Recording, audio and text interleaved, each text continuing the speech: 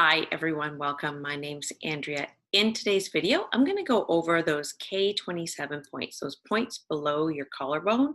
In Brain Gym, they call them the brain buttons.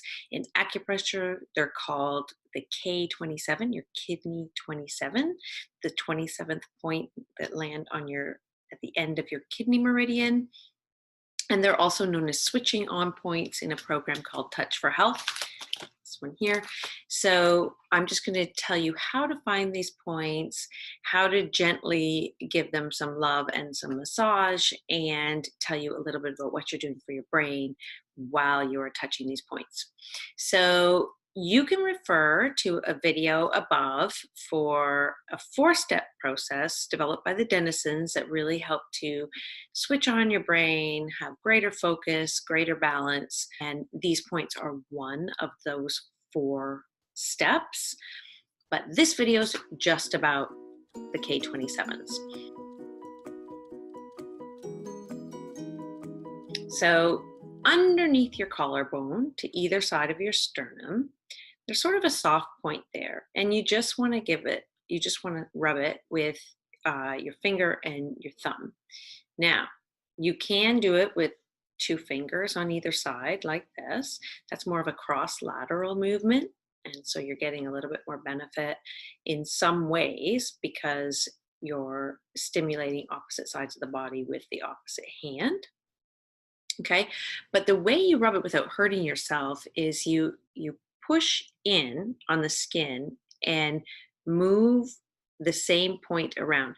Don't rub on top of the skin like this because you might irritate the skin. You want to push in and move around, like you're pushing in and moving around as opposed to rubbing on top, if that makes sense. And then your other hand goes on your belly button because that is the gravitational center of your body and where all of your meridians meet and go through. Our central and governing meridian runs right through there, and you want to switch hands as well. And when you're doing this movement, it's helpful to just slowly move your eyes from one side to the other. So what's going on and why is this so great? So in his book, Brain Gym and Me, Paul Denison talks about these points, and he talks about how, and actually Carla Hannaford in her book, she agrees with this sort of analogy. We have 2 big arteries that come out of our heart and go directly to our brain. They are the biggest arteries that come out of our heart, go to our brain. And they lie underneath these points, and you're stimulating these arteries to supply freshly oxygenated blood to your brain, and you need oxygen in your brain. So this is helping stimulate it. Now, there's more going on than just that. Okay, so as I mentioned, placing your hand over top of your belly button establishes the gravitational center of your body.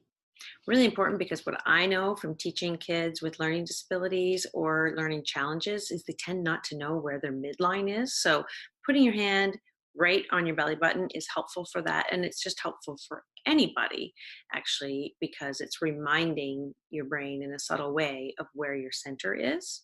And Paul Denison goes on to talk about even just putting your hand on your navel reestablishes the gravitational center of the body, balancing the stimulus to and from the semicircular canals in the inner ear, and it activates the ear's vestibular system and improves the mind-body connection. So just this action is doing so much great things, so many great things for your brain and mind-body connection.